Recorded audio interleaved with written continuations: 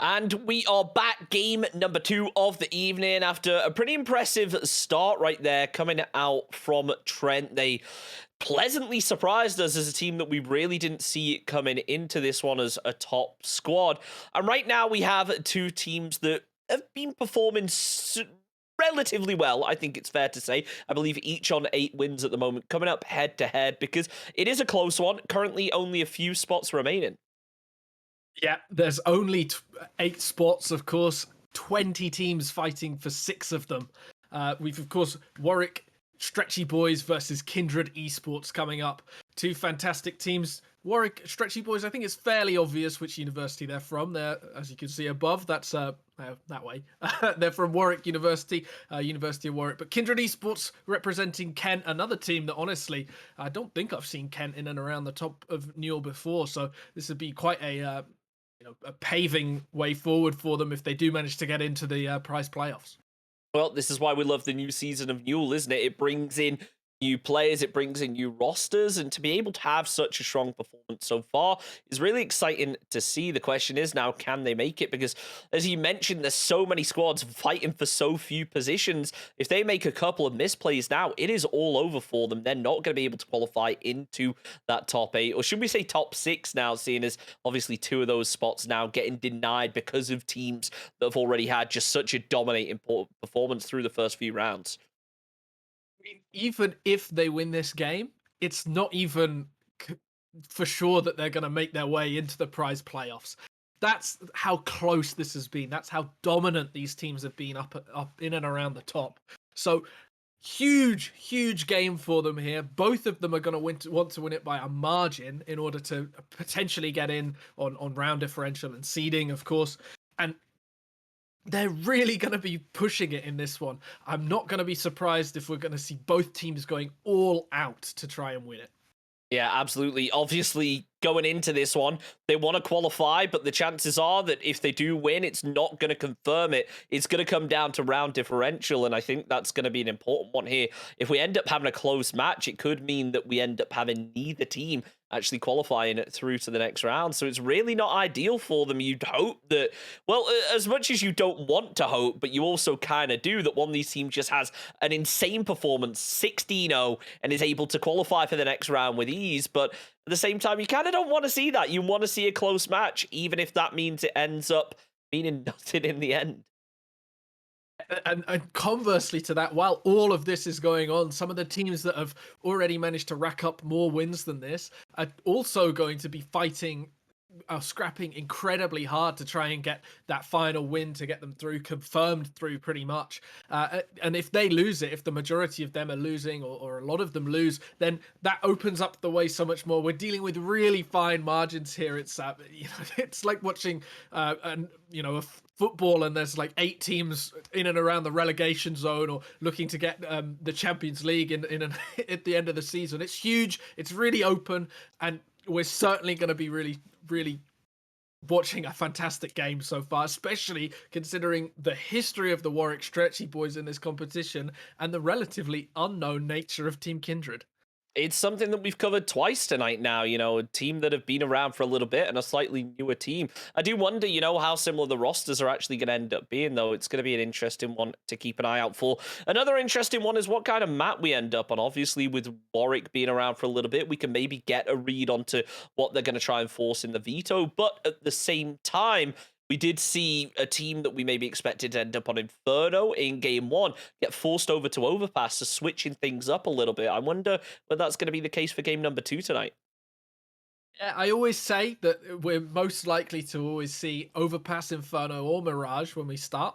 But of course, there's always the chance that we get something out of left field. These two teams, of course, Warwick Stretchy Boys, this is a lineup I'm thinking of very old in terms of when they are in and around the top. This new Stretchy Boys it doesn't feature those same players still, and so we're going to see very different bands coming out from them. And I think number one is that we're definitely going to see some different ones. I mean, there's Mirage gone straight away. It makes me look a little bit silly, I guess, when I'm talking about how it's always going to be Mirage, Overpass, or Inferno, and then Mirage is gone. Yeah, I mean, look, obviously Team Kindred are a team that we haven't seen too much of in the Newell, I think it's fair to say. So seeing them taking out these quite puggy maps quite early is a bit interesting. It shows that this is a team that maybe has some confidence in their team setup and that chemistry and the map knowledge that they have, which is something that we don't really see in the Newell. It feels like a lot of the time, especially in the early rounds, teams like to go for those really pug-heavy maps where they can just frag out and get kills and get the rounds that way. But it seems like I'm maybe getting a read that they want to go with something a bit more strategic for this one. I think fair play to those teams that are playing the puggy style, right? They know that they're, or they think rather that they're the better players themselves. They can take it to somewhere that's just going to be very open and very just headshot oriented, and they can just work their way through those best of ones without any major surprises, relying on firepower alone. Always fun to see a team though that change it up a bit and go for that super, tactical style that you don't really always see in those best of ones. I mean, they've got rid of Ancient and Overpass. So we've seen Ancient go, but Mirage, Dust 2, Overpass, these are all maps that you associate with a puggy style. If we see Inferno go next, which we see Vertigo go, so what's that left? Inferno and Nuke, that is. Yeah, so those are two maps that Inferno, I say, bridges the gap. Nuke is almost like a chess game sometimes in how you have to, as an in-game leader, move players around from different positions depending on who dies in different areas, especially for the CT side, taking control of different areas and trying to limit that T side. And well, there we go. It's perfect that I'm talking about it because we end up on Nuke. The pick going for of course, Warwick, because they're the team that got second ban. They choose to go on to Nuke, so maybe taking that to a place where Team Kindred are pretty comfortable. Yeah, interesting to see. I think it's fair to say. I don't think we see too much Nuke here in the Newell. I think this is probably the first Nuke game I've actually covered since starting at the Newell. So it's going to be interesting to see how this ends up unfolding. Obviously, Warwick are a team that have been around for a while. They have a decent map pool, but yet again, we speak about it all the time. New players coming in, old players leaving. I wonder how much of an effect that's really going to have on the matchup tonight. And then at the same time, Team Kindred, a team that we haven't seen much out of. We may get pleasantly surprised by either of these squads tonight, especially if Team Kindred end up being a squad that have that map pulled down, they have that strong chemistry. It could work out well for them. Sure. And everything to play for as well. It's just going to bring out the best in both of these teams, hopefully.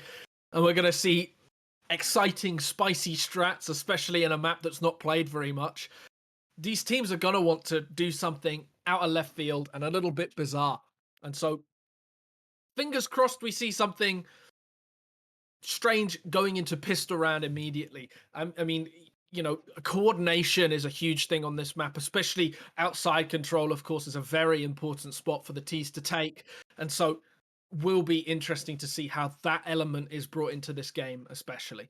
Yeah, and I do wonder as well, there's so many different ways to play Nuke. Because you said, it is almost like a chessboard to a certain extent. There are so many different kind of slight variations you can make that have such a knock-on effect onto the later rounds. I wonder whether maybe the T side are going to try and get super aggressive early, like we saw over on Overpass, or maybe expected to see on Overpass, where they just went in guns blazing, got themselves some opening kills, and really had a strong performance. So it is going to be an interesting one to see. We are going to hop into the game in just a moment, but before we do, I do want to say a big thank you to Intel and SteelSeries for supporting the Newell and making this all possible. If you guys want to get yourself some SteelSeries products, make sure to use your Prime Gaming discount to get yourself a bit of savings. We're all students here. We all got to try and save some of that money. So going to be interesting to see how this match unfolds. Just a couple seconds away from starting, and it was Warwick that are actually going to be starting off on the CT side after winning that knife round.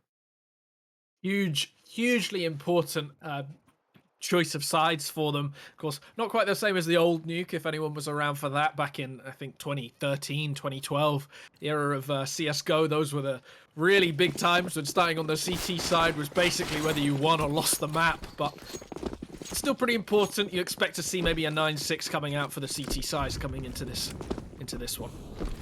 Well, we'll find out exactly how things are going to start soon enough, as you can already see the push straight through Trophy to kick things off. Shelf was able to find himself too, but, I mean, Kindred working well to find them the trades. They have been able to get down onto B site already now, so immediately looking for that plant. But as Cairo opens up onto Maximilian, it will make things slightly harder. Jimothy gets himself the bomb plant down as, oh no, Ads tries to make something happen, but he ends up being caught down by Cairo. Sure, Kindred lose the first round, but getting that initial bomb plant is gonna, you know, help them in terms of the economy a little bit.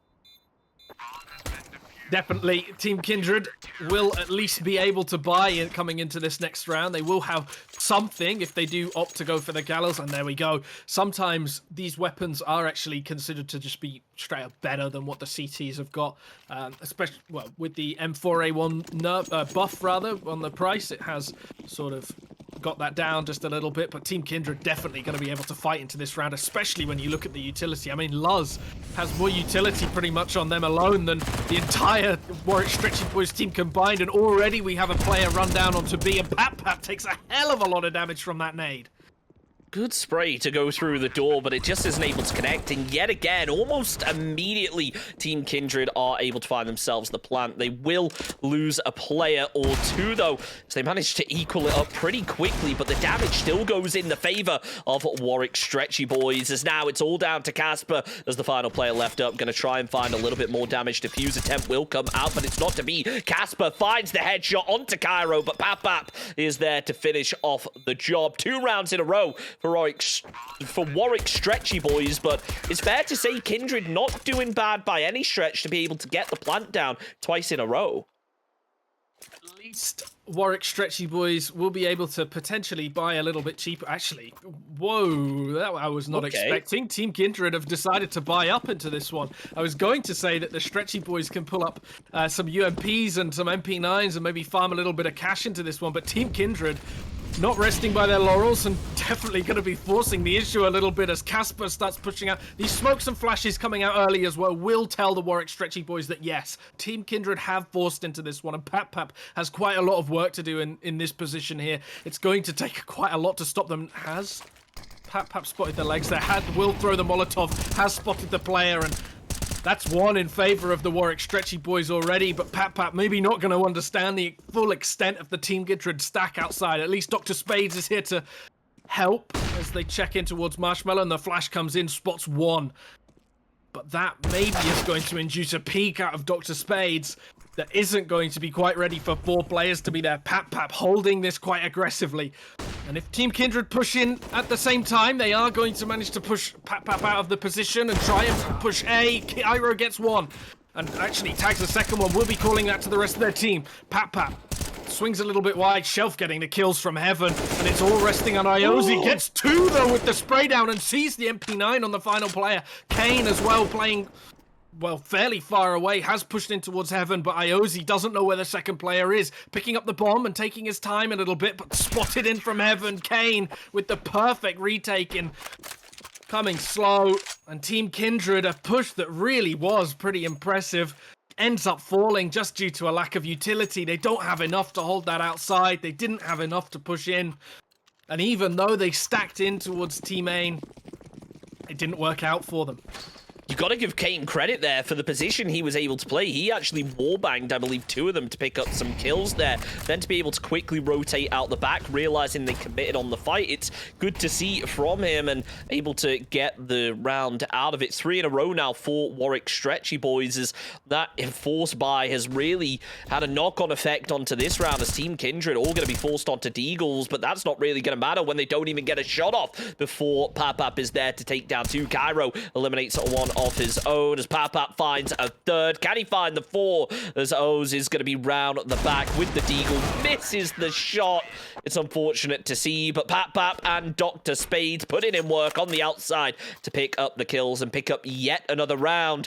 We mentioned earlier that if a team wants to stand a chance of qualifying, not only do they need to win, they need to do it with a serious round difference. So far, it seems like Warwick Stretchy Boys are on track to do that. Putting in quite the shift, honestly.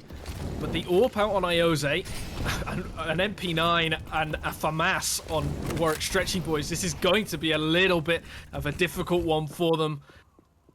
But actually, the Warwick Stretchy Boys will be able to hold this, and Shelf actually playing in a pretty advantageous position with this MP9. Might be able to catch a couple of them unawares as he swings out now. Doesn't swing out, holds it a little bit too long. I was ready for the swing, called it before it happened, and it never came. Team Kindred managed to get in towards Secret, and Pap in a very dodgy spot here. It's going to be quite difficult for him to do anything from this position, with 3 players surrounding him as well, and the Molotov forcing him out, especially with those pings being heard. Just run straight back into it. Cairo responds. Iose still gets the no-scope on the player in towards Heaven now. And it's left all on Kane and Dr. Spades, with the bomb pushing down in towards, I think actually coming back up from Secret potentially. Yeah, it is. It's going back towards A. And with Kane and Spades pushed onto B, Team Kindred pretty much have a free plant here. Yeah, not ideal for Warwick Stretchy Boys to let them get this off, but it was just a bloodbath as Team Kindred switching up the strat slightly to try and push down to B. It ends up working out, and all of the Warwick Stretchy Boys players end up pulling it down to B, and they're able to punish off of it. Now, though, it's a case of being able to clutch out the round and confirm that bomb plant. It's going to look a whole lot more favorable as losers there to eliminate Dr. Spades. It is going to be a 1 versus 4, but we saw Kane do a lot of damage in that previous round, taking down 2 players. I mean, 3 players solo, so it's a question of whether he'll do the same. Seemingly not, though. The bomb about to go as Team Kindred move back. Kane just going to play for safety, will be able to survive and keep that AK into the next round with what's not a terrible economy for Warwick Stretchy Boys even after that round loss.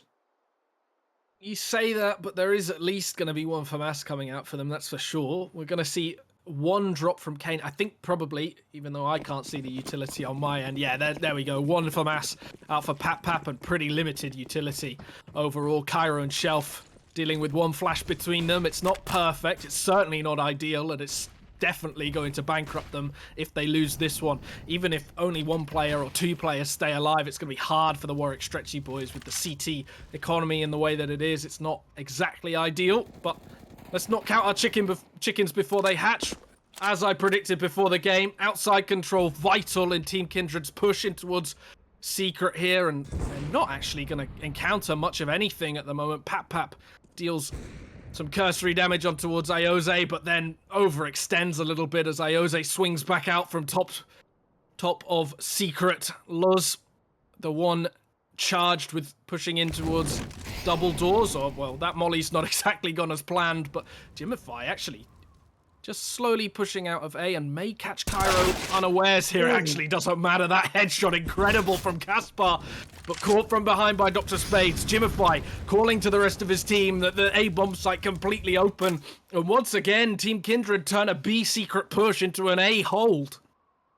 Dr. Spade's going to try and move around the outside, but you can already see the players posted up to prevent that from happening. Shelf up on high with that AWP could potentially make something happen as he times it up with Dr. Spades. It looks like he's going to be moving back instead. All 3 players from Warwick try to move through as a team. Shelf finds the opening. It equalizes things a little bit as Ads is taken down low with that AWP. It could lead things in the direction of Warwick a little bit better. But as that bomb gets ready to go, you see Team Kindred move back and play that distance. Jimify nearly able to spot out 1, but it wasn't to be, in that bomb ready to go. Team Kindred, they're starting to close things up. It's not ideal for Warwick. If they wanted to qualify, they needed a decisive win.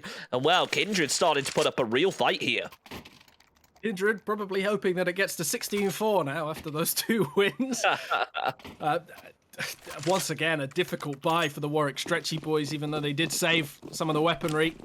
Once again, we've got some very limited utility, limited weapons as well, and not looking the same for Team Kindred. The smoke's coming down aggressively. That Molotov might stop a smoke from being fully effective and might open up just a little bit of the push in towards Secret to them, which is going to prove vital in this hold, as Warwick Stretchy Boys have decided to essentially give up outside to Team Kindred. Probably the correct play in all of this, as Adzi searches for a killing garage that he's inevitably not going to get as there's no players there. Dr. Spades just holding the cross, will spot one pushing over, but that flash is perfect coming from Team Kindred.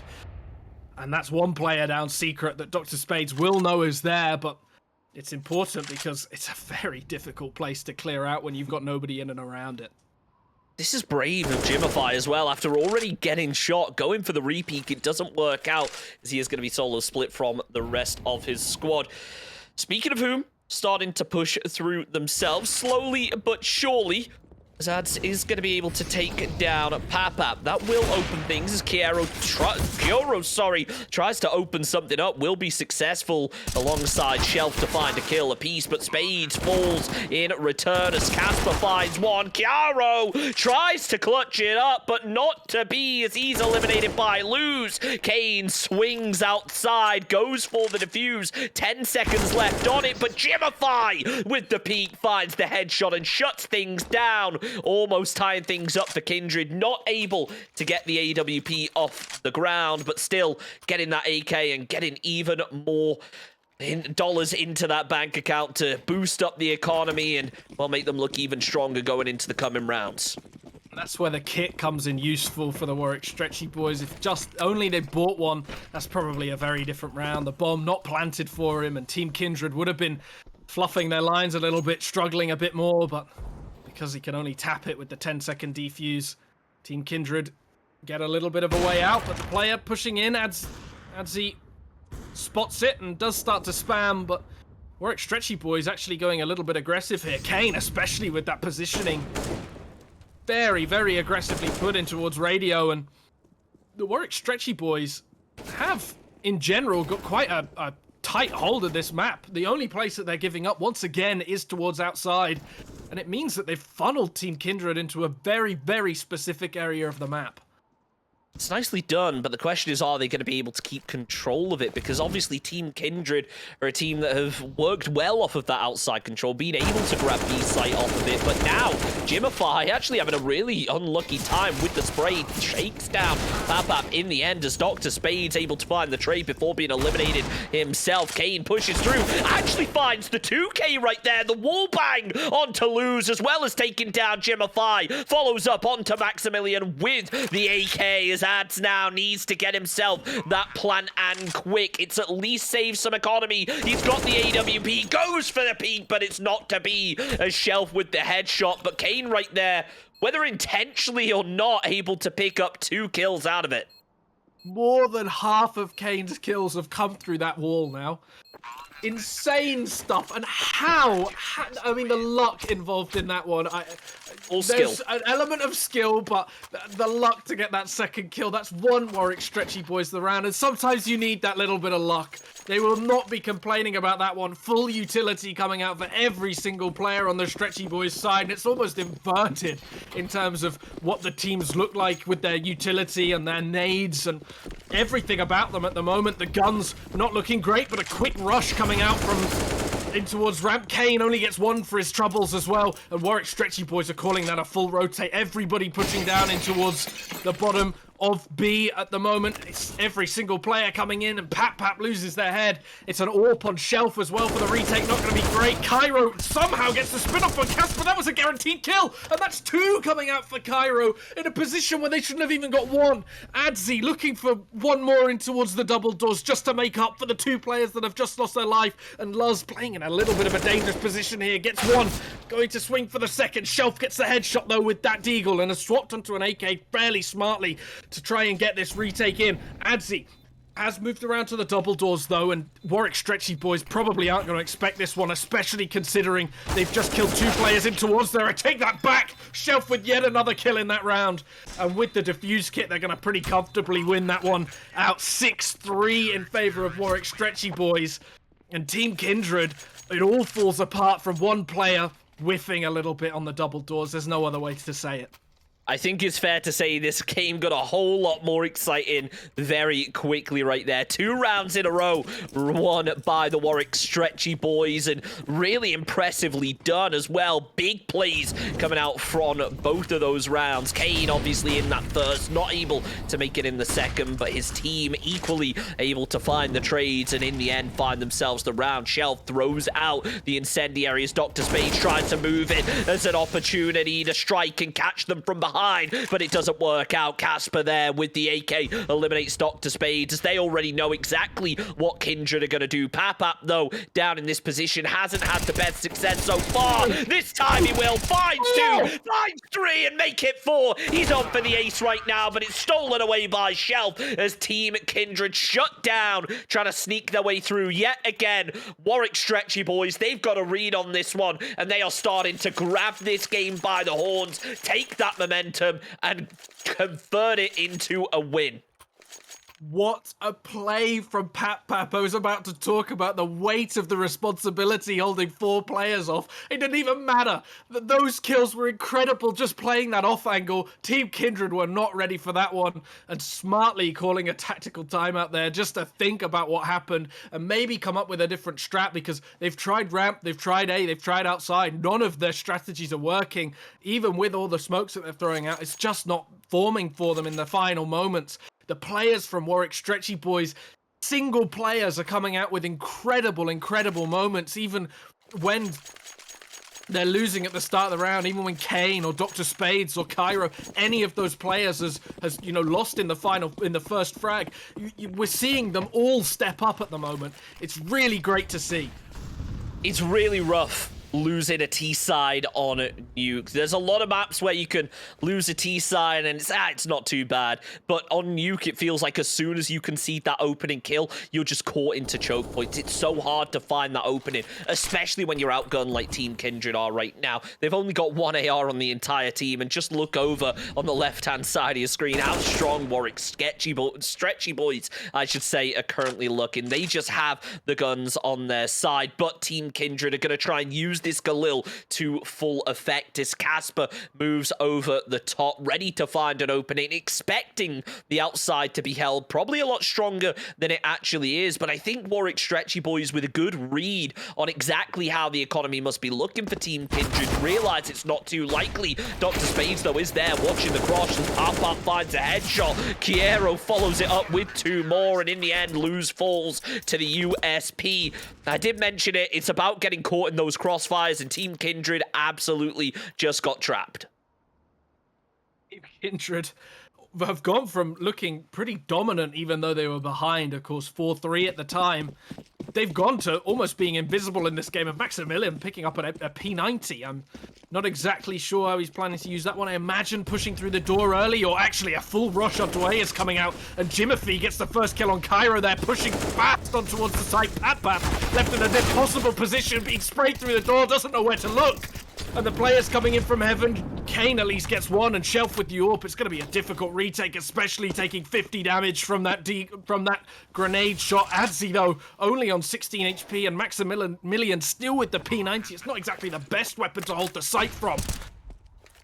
Kindred right now doing really well in terms of those faster paced rounds, being able to go in, get that momentum on their side and pick up kills in the scrappiest manner possible, but it's a case of being able to keep that up as Maximilian able to take down Shelf. Ads is able to eliminate Canes. It leaves only 1 player left up from Warwick Stretchy boys. It's Dr. Spades, and down he goes. Team Kindred, they do manage to take that 4th round, but the problem is now they are getting rounds when they play aggressive, when they catch Warwick Stretchy boys off guard.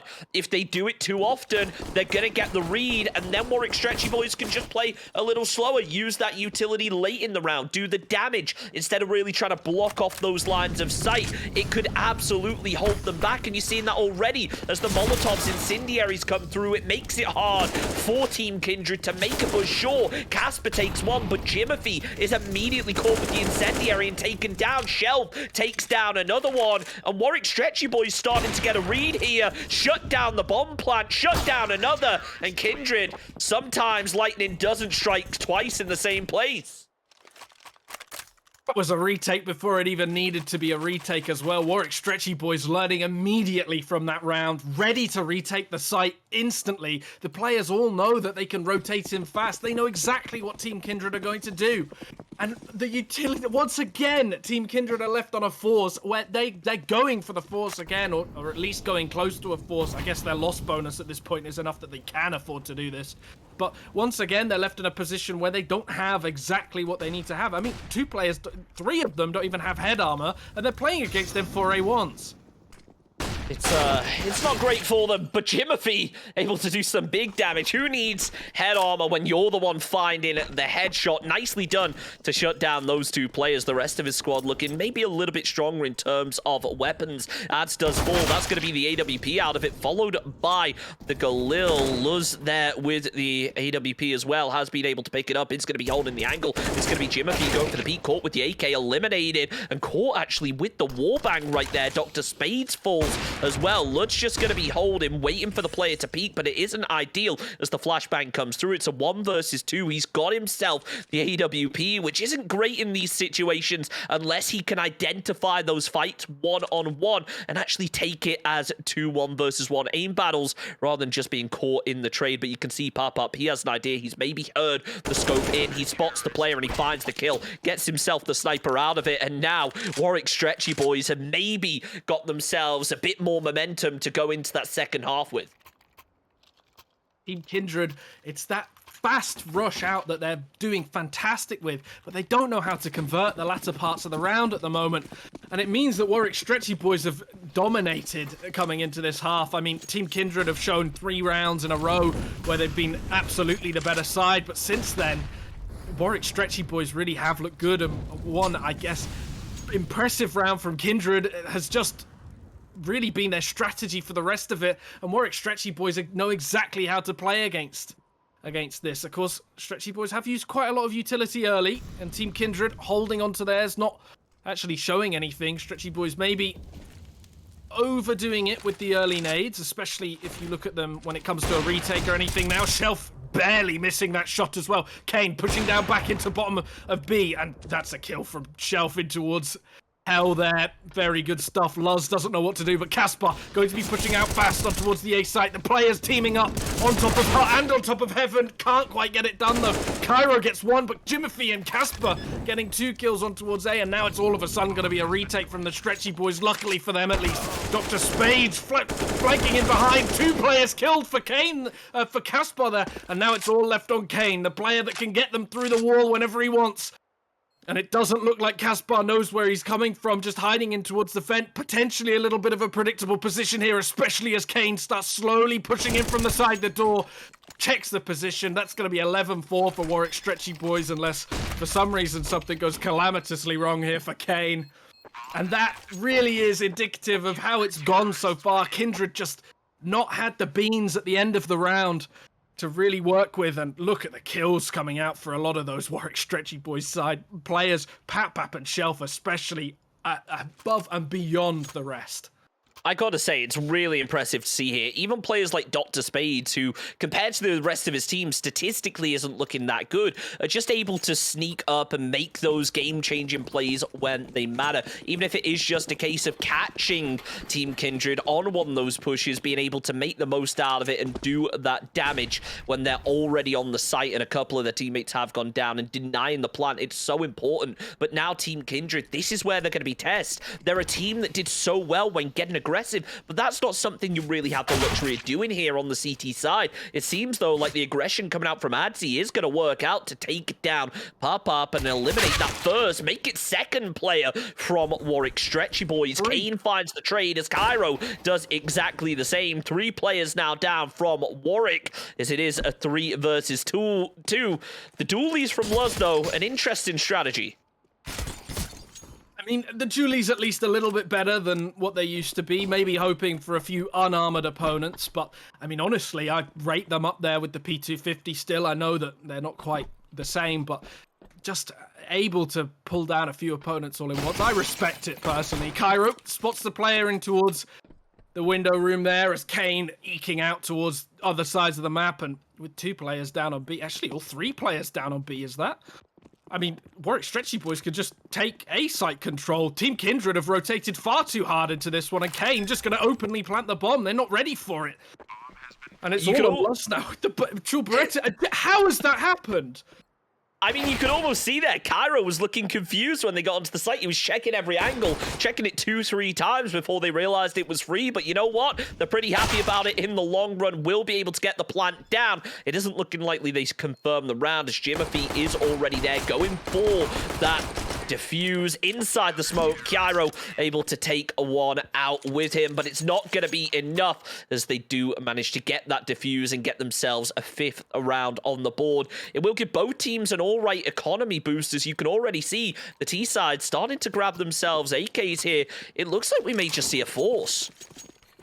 Solid strategy, and I think it's honestly the play to do at the moment. It's just how it really should be done, really. You get the bomb down, you can afford the Galils. I don't really understand why we're seeing a Mac 10 coming out. I think that's an interesting one, but I understand the rest, especially with the Deagle dropping that AK over towards Kane in order to get him everything sorted there. Jimothy going to be able to take that first fight, gets one and ready for the second one as well. Sees him on towards Marshmallow, will be calling that out to his teammate, but Kane knows that Jimothy's there, and the bait is just a little bit too slow, as well as that Caspar swings up behind him and decides to take no chances.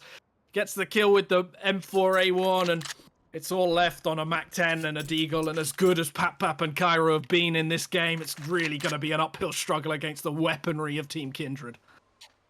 I mean, Jimothy should not have been allowed to get that many kills there. I think it's fair to say he was in a position pinched between 3 different players from Warwick Stretchy Boys, and none of them were able to really make anything happen. Baiting at the wrong times, and sure, able to make something happen, but in the end, it just wasn't ideal for them. They lost so many players and so many weapons more than anything. As bad as it is losing a player, losing weapons this early in the game when your economy's in this state is just almost detrimental to the team. As Cairo tries to move downstairs, it's going to be Pap spotted out and eliminated. Goes for the plant. Can you blame him when there's 20 seconds on the clock and your economy's in that kind of state? They will get it as Casper finds the kill through the smoke, eliminates Cairo, and now looking for that diffuse. Team Kindred starting to close this gap a little bit more, which is nerve-wracking if you're Warwick, because you need to win this with a decent round difference if you want to qualify for the next stage.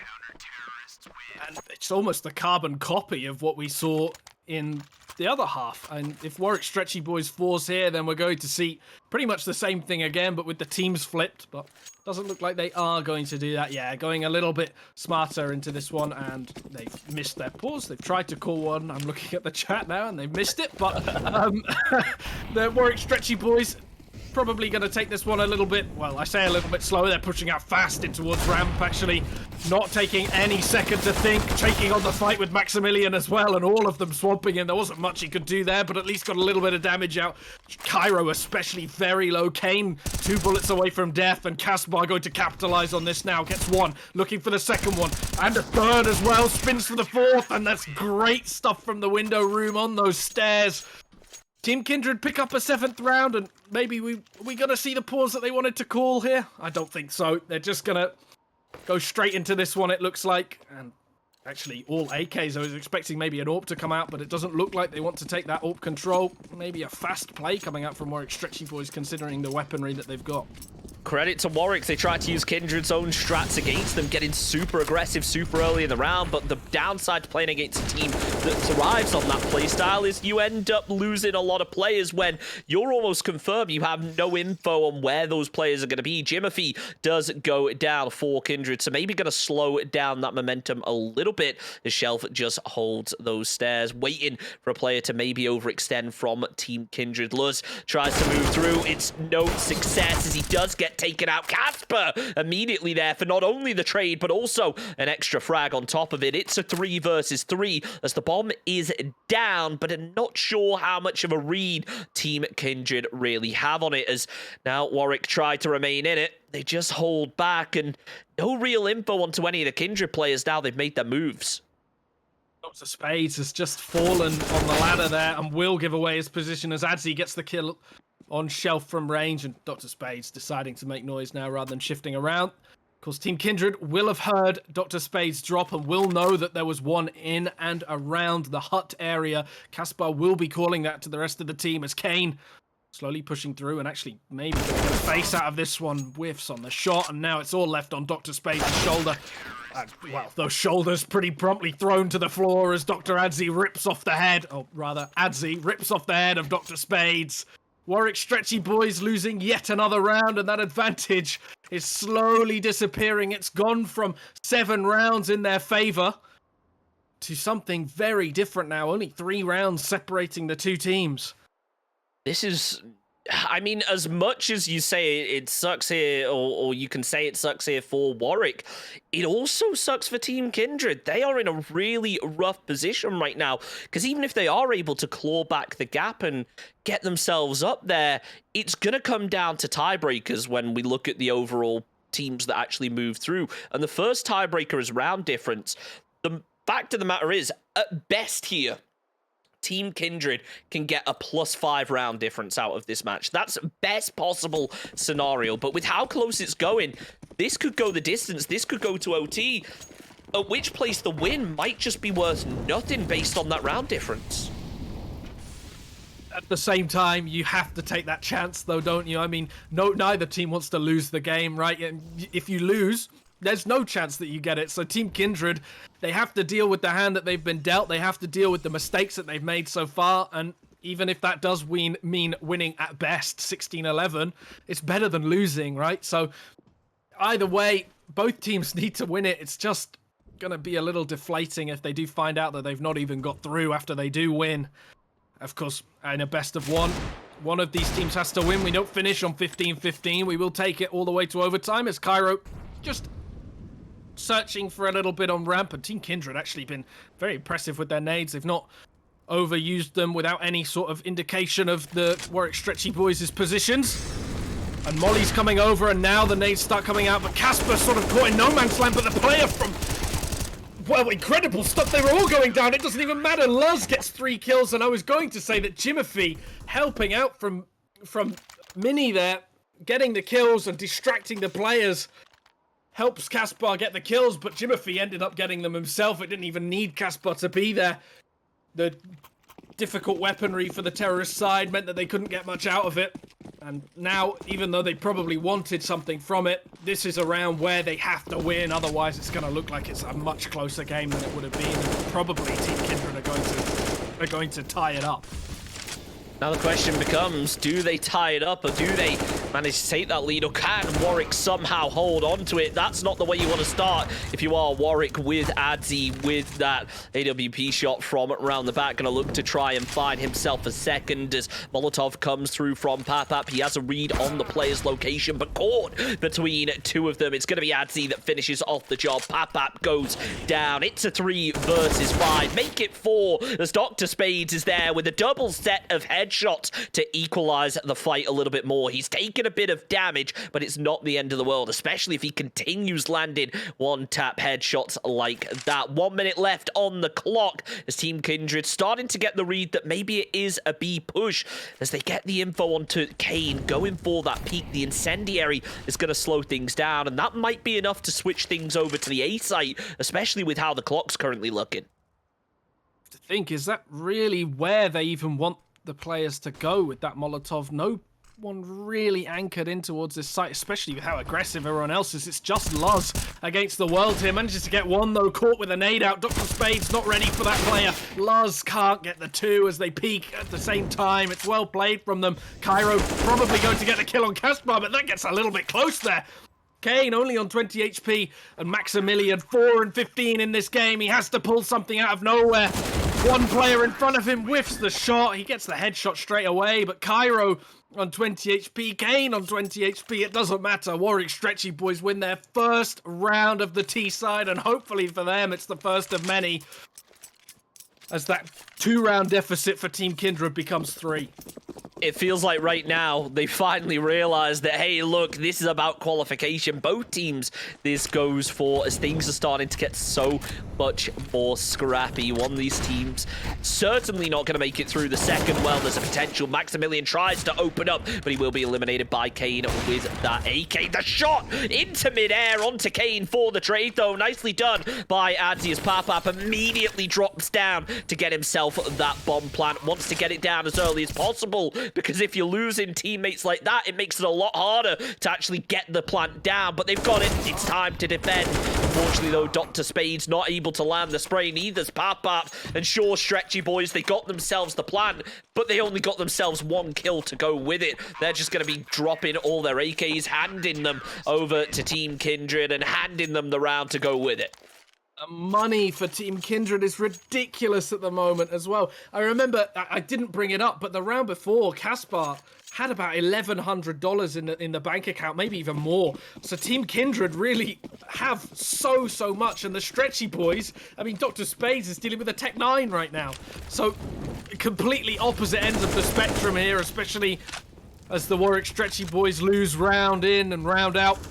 Shelf actually also on a Tech 9 all of a sudden. I thought he had an AK before, but clearly not. And Maximilian left in charge of the ramp hold with his AUG, going to be able to hopefully spray down a few of them here as they slowly make their way in towards that ramp position, just waiting for the util to go out.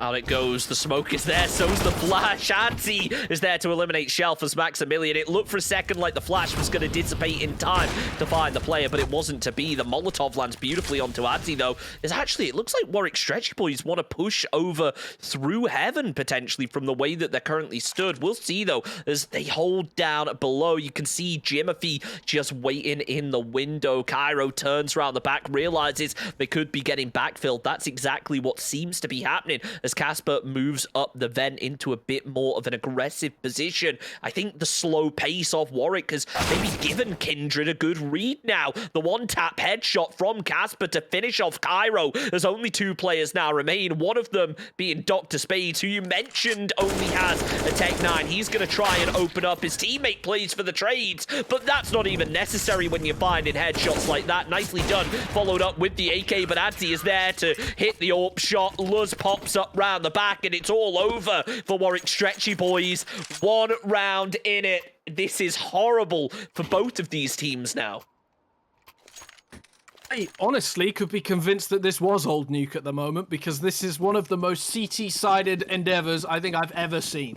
Warwick Stretchy Boys not finding an inch against Kindred. They don't know what to do anymore. The util isn't good pushing out on outside. They don't really have a solid hold of it. And Jimothy looking in towards Marshmallow there may be able to catch Dr. Spades unawares as he searches out. Does see the player, and they do engage, but no bullets actually connecting for either player. But as I was saying, Warwick Stretchy Boys, I mean, they've got such an uphill battle here, and they aren't really showing many signs of improving.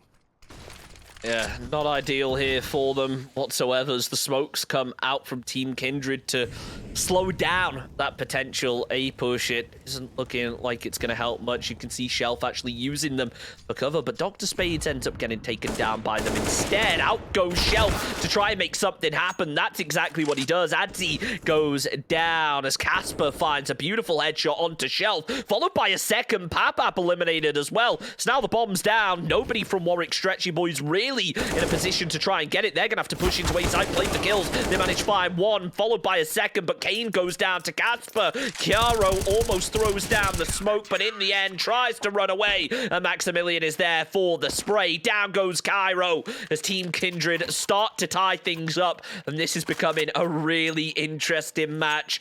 If they even manage to qualify off of the win now, because we spoke about that round difference so much, one team just needs to take the lead here, and quickly, if they want to even stand a chance of getting through to that next round. Kills on these players as well. If you look at the Warwick Stretchy Boys, what we saw at the start of the half, it's hardly changed. The Kindred players, they're losing max around 2 people around. I mean, the first round it was close, and last round it was close as well, but most of the time 4 or 5 players staying alive for Team Kindred. And it means that the economy has been building and building and building. You cannot allow the CTs to pull away this much in their utility. And 2 AKs being kept on the side as well, it makes it even harder for the Warwick Stretchy Boys. Even Pat with head armor isn't going to be finding it easy. Maximilian gives a little hint of what's to come on ramp as the players start running out, but he's got his knife out as they start pushing, doesn't hear the flash coming. Adzi going to have to try and get one, hits them. Not good enough. Hits them in the leg, and Kane gets the kill. Luz killing Shelf on the other side of the map while all this is going on, though, and Jimothy going to peek from Decon. Caspar pushing in, maybe not going to be ready for the player on the doors, actually completely ready for it. Jimothy tearing them apart there. It's Kane left with this AWP, and the smoke down on the bomb isn't going to make it easy for him. It is definitely not easy to shoot through those smokes. Actually, the smokes may be a little bit wide, but the Molotov forces him to one side, and the nade doesn't make it easy. Jimothy, though, loses his life on the bomb, and now he pulls out the Deagle, smartly so as well, because Caspar is pushing him behind, but not ready for the side that he comes from. Kane loses his head and ultimately loses the round for the Warwick Stretchy Boys, and Team Kindred, for the first time in this map, pull ahead. I can't help but ask now, what is Maximilian doing? 5 kills, 19 deaths, and let's just say the whole last round was not ideal. He takes shots and holds it for a second and then moves as soon as the enemy team try to push. Like, I'm wondering, were they shift walking through? Because it didn't seem like that. It seemed like they were running full sprint. I'm not sure whether maybe he didn't hear them. I'm not sure what exactly happened there with Maximilian, but he's just unfortunately not pulling his weight right now. He needs to switch things up and play a little bit more effectively more than anything, you know, not moving as soon as he gets pushed, being able to just commit to it, and if not get the kills, get a bit more damage on the board, make it a bit easier for his team when those late game plays come out. But so far, nothing coming of it. Ads moves up close as Maximilian goes for the swing, actually getting baited out, but no Ads! He switches over to his Deagle a little bit too quick, even before shooting. Will be able to get the trade onto Kane in the end, but loses his teammate in the trade. Now it's a 1-for-1 trade for both teams as the flashbangs come out. It looked like Team Kindred wanted to make the push, but no, they're holding steadfast on A. And can you blame them when they're lacking so much info from Warwick? It's not really a 1-for-1 trade, though, in terms of the impact that they've had. I mean, Team Kindred have lost their worst player in exchange for the best on Warwick Stretchy Boys, and the player that's certainly been the most impactful on the T side. I mean, probably the only one of the Stretchy Boys that consistently been getting kills, and the only one that's got over 20 frags so far in this entire game. Warwick Stretchy Boys, though, proving me wrong. I guess I thought they got 2 kills. Actually, Dr. Spades kills his teammate in that exchange, and now left in a 1 versus 2. Dr. Spades can't get much done, and I have to say it's been quite disappointing from the Stretchy Boys. They haven't been abusing ramp at all as well, which is exactly where Maximilian has been. I mean, there's a point where you have to say, listen, we've got a player that's 5 and 20.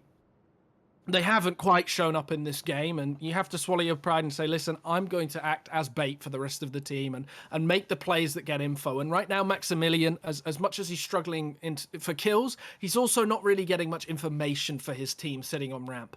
It's a difficult spot for him to be in because he clearly isn't playing the best at the moment. I think that's fair to say, but isn't also pushing forward to find anything out about the T's or eke in and work out where people are playing. He's just dying and calling that to his team.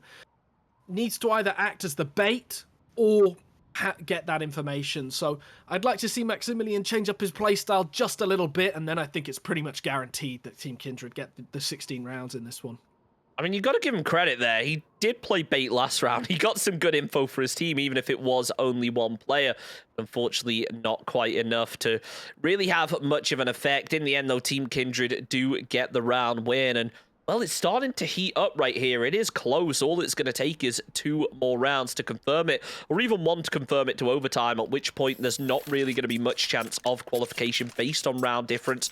Obviously, that will come down to how their previous games have gone, but there's a lot on the line here if you're not able to make some magic happen in these final rounds.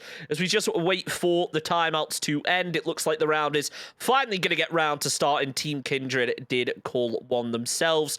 maybe just talking to Maximilian, saying, look, it's not going too well, almost saying exactly what you said. Maybe try switching it up. As you can see now, they have decided to go in, get that util, get everything they need to try and hold that defense, but so far, nothing being used effectively.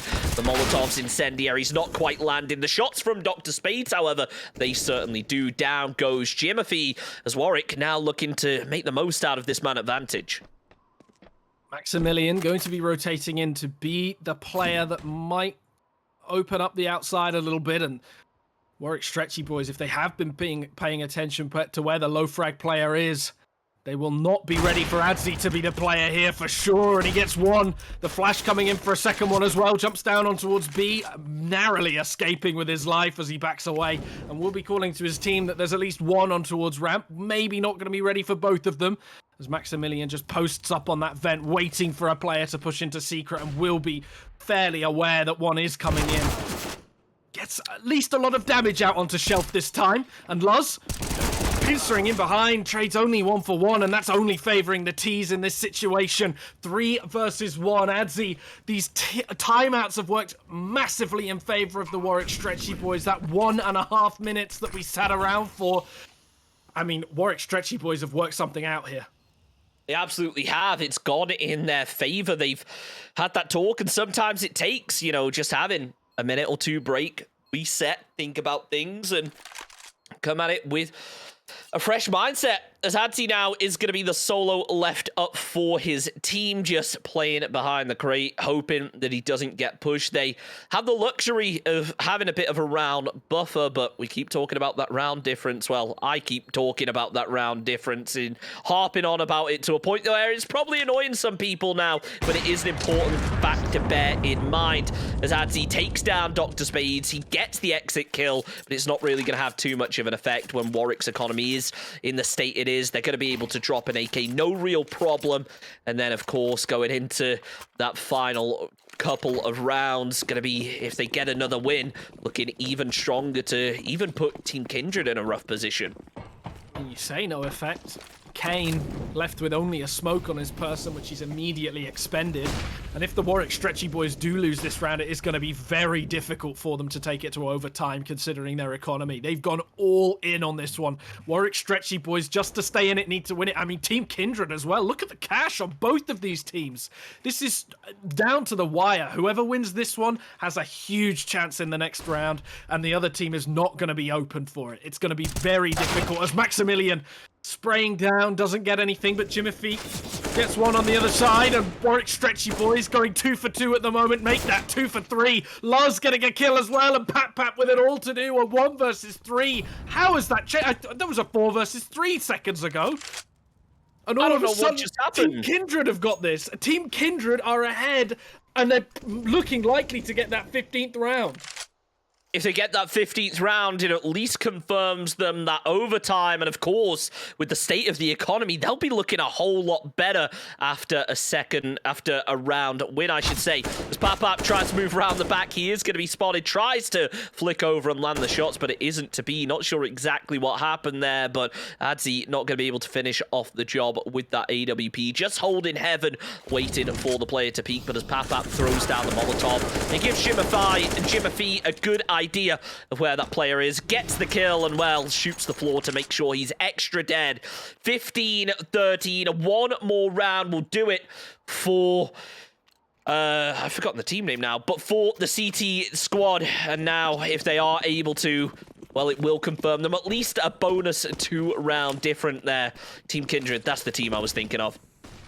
11-4 Team Kindred came into this one. 11-4 down. They had a 7-round disadvantage, and it looks like they're going to win it. 1 kill coming out for Adzi early, but maybe I spoke a little bit too soon as Dr. Spades gets the headshot. Still, we've got a Mac 10 on Kane, though. It's going to be a massive uphill battle for them. Maximilian on the MP9 in comparison on the other side, which I'd argue is a slightly better weapon for the CTs to be on. And Warwick Stretchy Boys... what I was about to say, feeling it out a little bit too far for Pap as Casper gets the kill on Squeaky, and Warwick Stretchy Boys a man down and a foot pretty much out of the prize playoffs at the moment. Well, the bomb is back in the run-in, but the question is, what can they do out of it? Out comes the peak from Cairo as Luz goes for the spray, isn't able to land it. Casper could have turned around and potentially given away his position, but decided not to. Smart plays there from Team Kindred, not to overextend. Out comes the push. I think they have an idea of where Maximilian usually holds and how they're able to get an advantage. He finds a kill with the headshot, not before Cairo is there to trade it out, though, and take down Maximilian. Molotov's coming out from Cairo as he goes for the plant. The door gonna open. Casper ready to go for the spray, but it's not quite happening just yet as the bomb's down. Jimothy moves around the back. Only Cairo gonna be left standing. Not for long. Eliminated, and Team Kindred confirm themselves the game win. But the question becomes now, is it gonna be enough to qualify for that next round of Newell based on round difference? It's not a really good position to be in for them, even after a win. I mean, we do not know now if Kindred managed to make it through or not. It's very up in the air with 3 rounds in their favor there. It's going to be tight, but obviously, you know, there's 9 other games that they've played so far in the playoffs, so, or in the Swiss round, sorry. So there is a chance they make it to the prize playoffs. What we do know for sure is that we are certainly not going to be seeing the Warwick Stretchy boys. Yeah, it's a rough one for them, but a decent way to end it. They got themselves some serious rounds on the board, and I feel sorry for Warwick because they're a team that, you know, had signs of life. They showed that they can kind of balance that playstyle going with the really aggressive, maybe the little bit more laid-back approach, but in the end, it just wasn't enough, unfortunately, and not going to be able to pick up the win off that game. And for a good number of teams tonight, that's going to be it for the Newell, at least for this stage. Obviously, we only showed these 2 games on stream, but there was so many going on behind the scenes. I'm just excited to see which teams that we haven't had chance to cover yet are going to make it through to the next round, and we're going to see not only in a best of 1 format, but going on to the best of 3, and who knows in the future the best of 5 to really test them. Yeah, and you have to remember, these teams, even though they've not won in these games, a lot of them are going to be making it through to the varsity playoffs. A lot of them are going to be playing in the open playoffs. There's far more Newell to play for the teams that aren't even going to you know, that aren't making it to the prize playoffs. There are over 100 teams that have entered this tournament. Not all of them are going to make it to the top 8, and really fantastic stuff for these teams to win even, you know, 5 of their games to go even in Newell is a big thing, right? And every team that we've shown on here has put in a massive performance. The Warwick Stretchy boys did a great job there. I mean, 16-13, both teams showed brilliance across it, and unfortunately the Warwick Stretchy boys just didn't have it on the T side. But that doesn't mean that they're bad players, and that doesn't mean that that's the end of Newell for them. They will still be here. They will still be playing in the varsity playoffs. And we might well see Team Kindred in the prize playoffs. I'm still waiting to hear if we actually got that, but fantastic job by them today. Yeah, unfortunately, though, for a lot of teams, it is near enough the end of the road. While for these teams, it's not the end. It is the end for me. That's the last, you know, cast for Newell for this season. But I'm excited to see, you know, from a viewer's point of view, what's going to happen going on. Excited to see what teams are taking part, because there's going to be some good ones. Best of 3s, best of 5s yet to come, and still quite a ways to go. Before we do go, though, I do want to thank not only all the players for taking part, everyone behind the scenes for making it all happen, but of course, Steel Series and Intel for supporting the Newell and, you know, keeping the lights on, basically, keeping everything running smoothly. Without them, this would not at all be possible. Just a reminder, if you do want to get yourself some of that Steel Series swag, make sure you use your Prime student discount for a discount on your order. Zach, thank you so much for joining me tonight. It has been a pleasure. That's it for us. Same time, same place next week for more Newell CSGO action. See you then.